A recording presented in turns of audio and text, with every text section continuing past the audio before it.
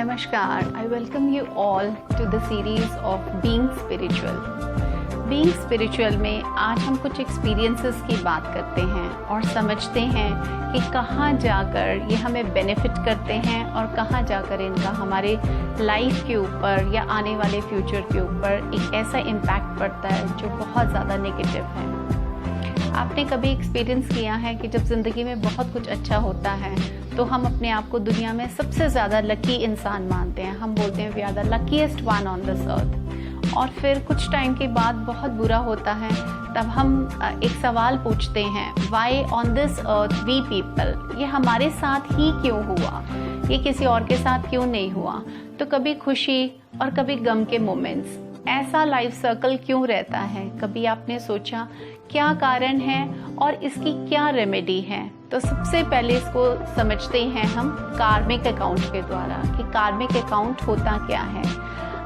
इस दुनिया में हम जो कुछ भी अपनी वाणी के साथ या अपने शरीर के साथ या अपने मन के साथ करते हैं, उसको भगवद गीता में कहा गया है कर्म का सिद्धांत, यानी law of Karma. Law of Karma के द्वारा हम कार्मिक साइकिल के अंदर एंटैंगल होते हैं। जैसे सब जानते हैं कि कर्मा जो है उसकी फिलॉसफी सारे लाइफ टाइम काम करती है। कभी ये हमारे प्रेजेंट मोमेंट के कर्मास होते हैं, कभी हमारे 5 जन्मों के कर्म होते हैं, लेकिन वो रह रहकर आगे आते हैं और हमें उनकी ही जो होता है लॉ के अकॉर्डिंगली जो भी सिंस होते हैं या जो भी हमारी नेगेटिव फोर्सेस होती हैं वो हमारे लिए वर्कआउट करती हैं। इसको समझाने के लिए मैं यहाँ एक स्टोरी शेयर करती हूँ आपके साथ। आप उससे बहुत बेहतर ढंग से समझ पाएंगे कि एक्चुअली हम सफरर क्यों होते हैं, हमारे साथ बुरा होता क्यों है। एक्चुअली ये कहानी एक राजा की है, जिन राजा का मन हुआ कि क्यों ना मैं भोज का आयोजन करूं। तो भोज का आयोजन करने के लिए उन्होंने काफ़ी सारे ब्राह्मणों को इनवाइट किया। वो बहुत सारे ब्राह्मण उनके न्योते के ऊपर वहाँ पर आए उनके राज्य में। तो हलवाई ने सोचा कि आज जो खाना बनाना है वो हम रसोई के बाहर ओपन में कर लेते हैं कि ताकि हम इतने सारे ब्राह्मणों का अच्छे से भोजन पका पाएंगे।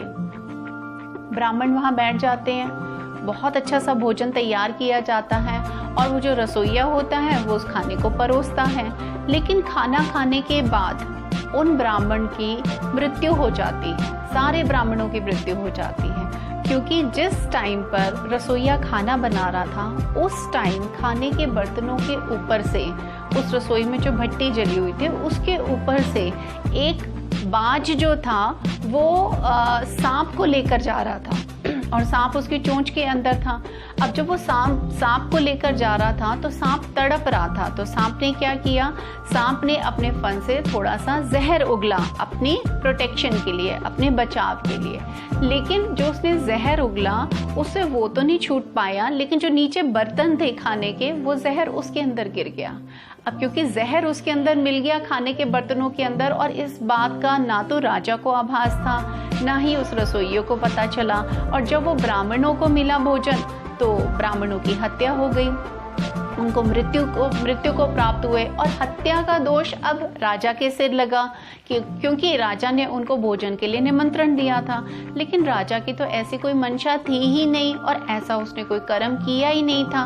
अब जब उनकी मृत्यु हुई तो ये सारा का सारा केस जो था वो यमराज की अदालत में गया। जब ये केस यमराज की अदालत में गया तो उन्होंने बहुत सोचा। उन्होंने सोचा कि इस हत्या का दोषी मैं किसको मानूं, किसको ये कर्म मिलना चाहिए, ये जो पाप का कर्म है ये किसको मिलना चाहिए। क्या उस राजा को जिसने भोजन के लिए आमंत्रण दिया था, या फिर उस रसोइये को जिसने भोजन बनाया था, या फिर ये उस बाज को मिलना चाहिए था जो उस टाइम पे ऊपर सांप को अपनी चोंच में दबा कर जा रहा था, या फिर उस सांप को जिसने कि जहर को उगला। तो उन्होंने बहुत सोचा लेकिन वो कोई निर्णय नहीं ले पाए। अब वो इस कश्मकश में उन्होंने ऐसा डिसाइड किया कि ऐसा करते हैं, राजा के राज्य में चलते हैं। तो उन्होंने ब्राह्मणों का वेश धारण किया, उनके साथ चित्रगुप्त भी थे और उनके और सदस्य भी थे। तो उन्होंने सबने दूसरा ब्राह्मणों का वेश धारा और वो उस राज्य में चल पड़े। जो ही वो उस राज्य में पहुंचे तो उनको वहां पर एक बूढ़ी औरत दिखाई दी। उन्होंने उस औरत को पूछा कि क्या आपको पता है राजा का महल कहाँ है, हम राजा से मिलने के लिए आए हैं। उस औरत ने उनको बोला थोड़ी आगे जाएंगे आप तो आपको राजा का महल मिल जाएगा, लेकिन सावधान। यमराज ने पूछा क्यों सावधान? तो उस औरत ने बोला वो ना ब्राह्मणों की हत्या कर देते हैं। पिछली बार भी यहाँ भोज पे ब्राह्मण आए थे और उनको उन्होंने जहर दे दिया खाने में और उनकी हत्या कर दी, तो इसलिए आप थोड़ा संभल के जाना। उसी टाइम यमराज ने ब्राह्मणों के वेश से निकले और यमराज ने उस चित्रगुप्त को बोला कि लिखो ये कर्मा इस औरत के खाते में जाएगा। अब चित्रगुप्त ने उनसे सवाल किया यमराज से कि उन ब्राह्मणों के मृत्यु का संबंध इसके साथ कैसे था।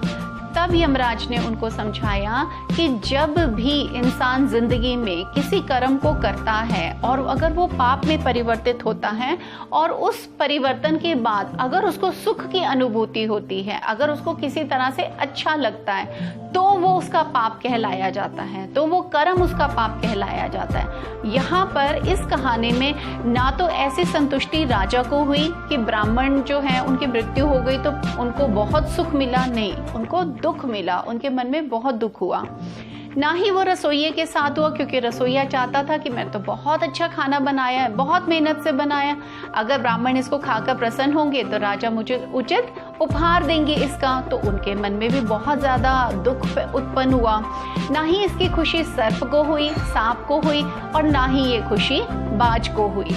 लेकिन जब इस औरत ने उस घटना को दोहराया तो उस घटना को कहते कहते इसने एक आनंद की अनुभूति ली कि देखो मैंने उस घटना को आप तक पहुंचाया और इसका श्रेय मुझे प्राप्त हो कि मैंने आपको ये घटना बताई। अब हम यहाँ पर समझते हैं कि कार्मिक साइकिल में हम किस तरह एंटैंगल होते हैं और लॉ ऑफ कर्मा किस तरह से काम करता है। लॉ ऑफ कर्मा इस तरह काम करता है कि हम जैसा बोते हैं हम उसी की फसल पाते हैं। तो लॉ यहाँ पर कहता है as you sow so shall you reap. अगर आपने हैप्पीनेस बोई है तो आप हैप्पीनेस पाएंगे, अगर आपने सौरो बोया है तो आप सौरो ही पाएंगे।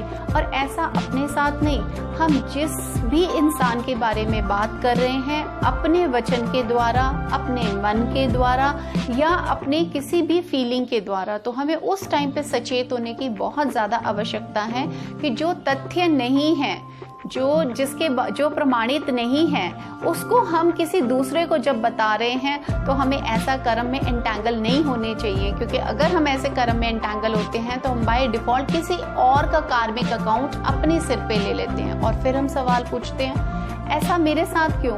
मैंने तो किसी के साथ भी कभी लाइफ में बुरा नहीं किया, मेरी तो कभी ये मंशा ही नहीं थी, मैंने तो कभी कुछ गलत किया ही नहीं, और वहाँ हम समझने में फेल हो जाते हैं। तो अब यहाँ पर हम समझते हैं कि इस कार्मिक साइकिल से बचने के लिए क्या रेमेडी है, क्या उपचार है। इससे हमें समझ आता है कि हमें हमेशा जब हम अपने कर्म करते हैं तो उसमें चयन करना चाहिए कि कौन सा सही है और कौन सा सार्थक है। जो चीज़ सही नहीं है, जिस चीज़ का रिजल्ट जो है वो किसी को हैप्पीनेस नहीं दे रहा है, उस बात को वहीं पर कंट्रोल कर देना, अपने आप को सेल्फ कंट्रोल मोड के अंदर डालना, ये सबसे अच्छा चयन होगा।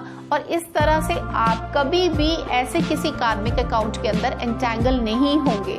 अगर आप किसी के बारे में बात कर रहे हैं तो वो जब तक कि आपको ऑथेंटिक नहीं लगती है, प्रमाणित नहीं लगती है, तब तक आपने उस बात को शेयर करते टाइम पे अपने आप को कंट्रोल करना है कि नहीं, मैं उचित आदमी नहीं हूँ, ये घटना का मैं साक्षी नहीं हूँ, या इसका प्रमाण मेरे पास नहीं है, तो मैंने उसको वहाँ पर शेयर ही नहीं करना। इस तरह आप पाएंगे कि आपकी लाइफ जो है वो धीरे धीरे एक नया टर्निंग पॉइंट लेना शुरू कर देती है। क्यों टर्निंग पॉइंट नया लेना शुरू कर देती है? क्योंकि शायद आप कॉन्शियस लेवल के अंदर आते हैं, आप जागृत अवस्था के अंदर आते हैं और आप अपने ऊपर कंट्रोल करने की हैबिट डालते हैं कि हाँ, मुझे इसके इफेक्ट पता है, अगर मैंने ऐसा किया। मोस्ट ऑफ द टाइम लोग इसके अंदर क्यों एंटैंगल होते हैं? क्योंकि वो कभी इसके कारण को नहीं सोचते, इसकी वजह को नहीं सोचते, और उनको जो ध्यान आता है वो बात किसी से भी शेयर कर देते हैं। तो जब वो ऐसा करते हैं तो वो कार्मिक साइकिल के अंदर चलता चला जाता है। कई बार हमें बहुत जन्म लगते हैं, हम पास्ट डीड्स को रिपीटेडली लेकर आते हैं अपने लाइफ सर्कल के अंदर। चलिए एक सवाल अपने आप से पूछते हैं हर कर्म करने से पहले। ये सृष्टि जो है वो जागृत परमात्मा का रूप है। हम इस सृष्टि के कण कण में परमात्मा को देखना शुरू करें। और दूसरा, हम अपने आप से सवाल ज़रूर करें कि क्या ज़िंदगी में मैं पाना चाहता हूँ। अगर मैं हैप्पीनेस ही पाना चाहता हूँ तो क्यों ना मैं सिर्फ हैप्पीनेस ही दूँ, क्योंकि जो मैं सृष्टि को दूंगा वही सृष्टि वापस मुझे लौटाएगी। तो हम ऐसी किसी भी बात को करने से पहले, ऐसा कोई भी ज्ञान बांटने से पहले, ऐसी किसी भी घटना को किसी को बताने से पहले क्यों ना उसको चेक करें। पहले थोड़ी देर रुकें और उसको सोचें और समझने की कोशिश करें कि इसके द्वारा मेरे कार्मिक साइकिल के अंदर मुझे क्या रिवॉर्ड मिलने वाला है, क्या कुछ मेरिट मिलेगा या डीमेरिट मिलेगा। कर्मास कभी भी कोइंसिडेंटल नहीं आते हैं हमारी लाइफ के अंदर। जब उनका कोई सिन हमारी लाइफ के अंदर आता है और हमें कार्मिक साइकिल के अंदर उनकी पेनेंस आती है, उनकी कोई भी किसी तरह का अगर हमारे ऊपर दोष लगता है और हमारे को उसके कोई भुगतान करना पड़ता है, दुख में जाना पड़ता है, तब हमारे लिए सोचना बहुत ज़रूरी है कि हमने ये कार्मिक अकाउंट के अंदर एंटैंगल क्यों हुए थे। तो इसलिए बहुत बेहतर होगा कि जो भी आप कहते हैं, सुनते हैं, समझते हैं और अगर आप किसी को उसका वर्णन करते हैं तो उस टाइम पे pause and check yourself whether that was something authentic और नॉट, और क्या वो मेरे कार्मिक साइकिल के अंदर मुझे मेरिट देने वाली है या नहीं। आई होप कि आज का टॉपिक आपको क्लियर हुआ होगा। और अब जब लाइफ सर्कल के अंदर आप जो भी किसी से बात करते हैं या अपने कर्मों के द्वारा कुछ भी चीज़ करते हैं, बॉडी से, मन से या अपने वचनों के द्वारा, तो वहाँ आप एक सेल्फ कंट्रोल को ज़रूर लेकर आएंगे, एक चेकिंग के लेवल को ज़रूर लेकर आएंगे कि let us check before what we are actually communicating to some other person, क्योंकि हमारे कम्युनिकेट करने से उस आदमी के ऊपर कैसा प्रभाव पड़ेगा इसके बारे में हमने नहीं सोचा है। All human being on this earth they are different individuals. हर एक आत्मा अपने अलग अलग संस्कार और अपने अलग अलग आदतें लेकर आई है।